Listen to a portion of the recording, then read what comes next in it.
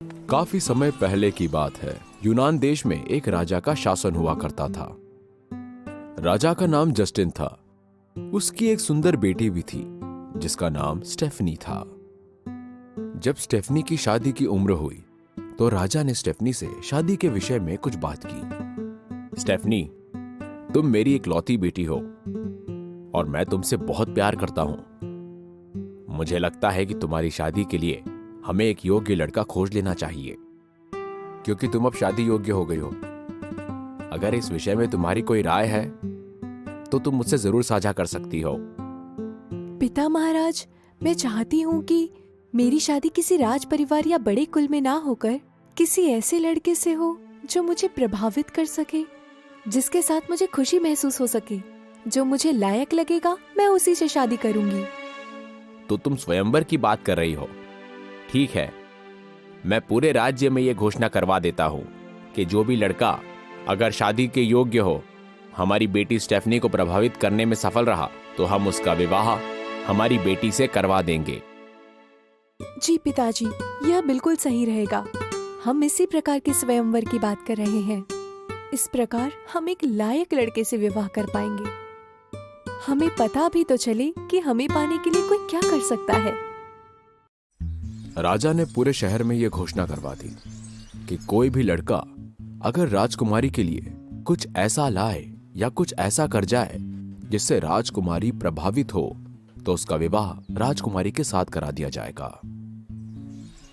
उसी देश के किसी सुदूर गांव में दो भाई रहते थे। टॉम बड़ा भाई था और हैंस छोटा।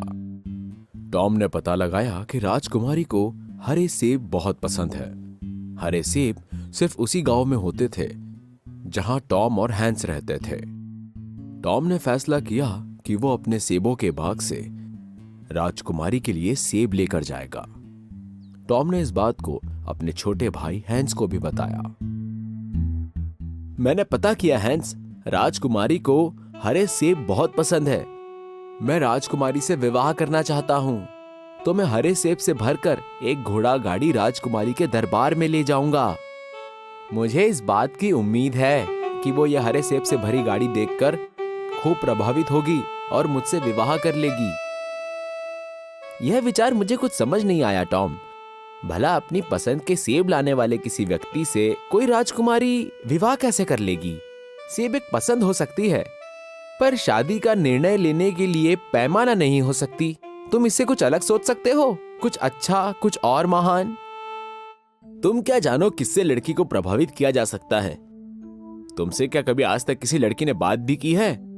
मैं ये जानता हूं कि इन सेबों को पाकर राजकुमारी स्टेफनी बहुत प्रभावित होगी और मुझसे शादी करने के लिए तैयार हो जाएगी। टॉम राजकुमारी को प्रभावित करने के लिए एक घोड़ा गाड़ी लेकर उसमें पूरे हरे सेब भरकर राजकुमारी से मिलने राजमहल की ओर निकल पड़ा। जब वो राजकुमारी के लिए सेब लेकर जा ही रहा था, तब उसे रास्ते में एक बूढ़ा आदमी मिला। उसने उससे पूछा, अरे अरे भाई, जरा अपनी घोड़ा गाड़ी तो रोको। सुनो, क्या तुम मुझे थोड़ा आगे तक छोड़ सकते हो अपनी घोड़ा गाड़ी से? नहीं, मैं तुम्हें अपनी गाड़ी में नहीं बैठा सकता। क्यों भाई, ऐसा क्या भर के ले जा रहे हो अपनी इस गाड़ी में? कचरा भरा है मेरी इस घोड़ा गाड़ी में। बैठोगे कचरे पर? एक बार मना कर दिया ना, फिर भी जिद किए जा रहे हो। मेरा समय बर्बाद मत करो तुम, हटो, मुझे जल्दी जाना है। ठीक है, जैसा तुमने बोला है बेटा, बिल्कुल वैसा ही हो। महल में आकर टॉम ने जब अपनी घोड़ा गाड़ी देखी तो उसमें सेब की जगह कचरा ही कचरा भरा था। राजा ने यह देखकर उसे बंदी बना लिया। टॉम का छोटा भाई हैंस बहुत ही ईमानदार और नेक दिल इंसान था। इतने दिनों बाद जब टॉम वापस घर नहीं लौटा तो हैंस को बड़ी चिंता सताई। इतने दिन हो गए, टॉम वापस घर नहीं लौटा, कहीं उसके साथ कुछ बुरा तो नहीं हो गया?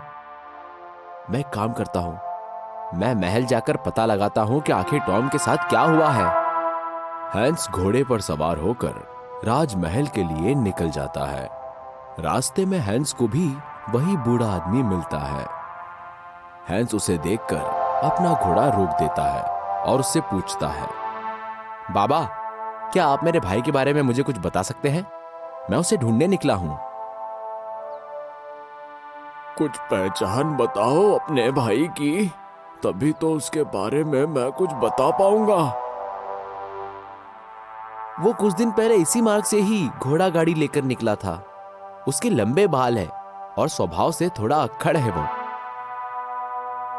हाँ, याद आया। वो तो बिल्कुल ही सिरफिरा था बेटा। वो तो मुझसे बात भी ठीक से नहीं कर रहा था। मगर बेटा, वो यहाँ से जाता हुआ तो मिला था मुझे, लेकिन वो अभी तक वापस नहीं आया। मैं पूरा वक्त यही रहता हूँ बेटा, इसीलिए पूरे विश्वास से ये कह रहा हूँ। इसका मतलब वो महल में ही है। मुझे जल्द से जल्द महल में जाना होगा। हैंस घोड़े को दौड़ाकर जल्दी जल्दी राजमहल की ओर पहुंच जाता है। महल पहुंचकर वो देखता है कि उसका भाई राजा की गिरफ्त में है। हैंस राजा के सामने प्रस्तुत होता है और अपनी शिकायत कहता है। महाराज, मेरा भाई टॉम राजकुमारी स्टिफनी से शादी करने के लिए, उन्हें प्रभावित करने के लिए हरे हरे सेबों से भरी घोड़ा गाड़ी लेकर आपके राजमहल में आया था। अगर वो राजकुमारी को प्रभावित करने में असफल रहा तो आपको उसे घर वापस भेज देना चाहिए था, उसे कैद नहीं करना चाहिए था। ये कैसा न्याय है महाराज? ये तुम क्या कह रहे हो युवक? तुम्हारा भाई टॉम मेरी पुत्री को प्रभावित करने के लिए उसके मनपसंद हरे सेब लेकर नहीं आया था, बल्कि उसकी गाड़ी में कचरा ही कचरा भरा था। जब मैंने वो कचरे से भरी गाड़ी देखी तो मुझे बहुत क्रोध आया। कोई भी व्यक्ति मेरी बेटी को प्रभावित करने के लिए उसे कचरा कैसे भेंट कर सकता है? इसी कारण उसकी इस उद्दंडता के लिए मैंने उसे कारागार में डाल दिया। आप ही बताइए महाराज, पूरे देश में कोई भी व्यक्ति ऐसा हो सकता है जो राजकुमारी स्टेफनी को प्रभावित करने के लिए कचरा लेकर आएगा? महाराज, इसमें जरूर कोई ना कोई गलतफहमी हुई होगी। मैं क्षमा प्रार्थी हूँ महाराज। अगर किसी कारण मेरे भाई ने आपको या राजकुमारी को ठेस पहुंचाई है तो मैं क्षमा मांगता हूँ। कृपया उन्हें मुक्त कर दीजिए महाराज। मैं तुम्हारे भाई टॉम को छोड़ भी दूंगा और राजकुमारी स्टेफनी से तुम्हारा विवाह भी करा दूंगा, पर पहले तुम्हें ग्रिफिन का पंख लाकर मुझे देना होगा। बिल्कुल महाराज, मैं अपने भाई को बचाने के लिए कुछ भी करूंगा। ग्रिफिन दिखने में गरुड़ जैसा पक्षी था, पर उसका धड़ एक शेर के जैसा था। यूनान का बहुत ही दुर्लभ जीव था वो। हैंस ग्रिफिन को खोजने निकल पड़ता है।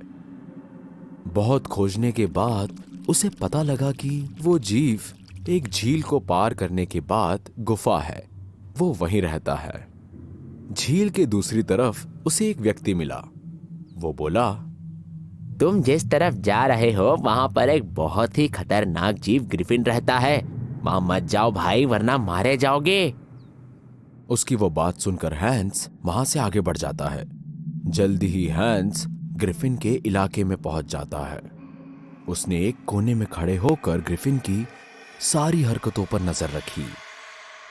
रोज शाम होने पर ग्रिफिन अपने विशाल पंख फैलाया करता था, जिससे उसके एक दो पंख नीचे गिर जाते थे, लेकिन वो जीव अपने गिरे हुए पंख खा जाया करता था।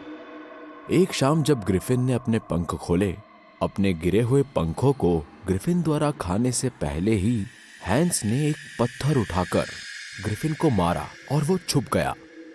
जैसे ही वो जीव अपनी जगह से हटा, हैंस ने तुरंत वो पंख उठाया और वहां से भाग निकला। तुरंत हैंस राजा के दरबार में पहुंचा और, महाराज ये लीजिए, मैं उस खतरनाक जीव ग्रिफिन का पंख लेकर आया हूं।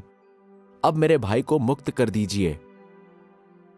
जो काम तुमने किया है युवक, वो आज तक कोई भी नहीं कर पाया है। निश्चित ही तुम साहसी हो और वीर भी। हम तुम्हारे भाई को भी मुक्त कर देंगे और हमारी राजकुमारी स्टेफनी का विवाह भी तुमसे करवाएंगे। इस तरह हैंस को अपना भाई टॉम भी वापस मिल गया। और राजकुमारी स्टेफनी से उसका विवाह भी हो गया। हौसले से हम सब कुछ हासिल कर सकते हैं। If you enjoyed this story, please like and subscribe our channel and press the bell icon to get future updates. And don't forget to comment.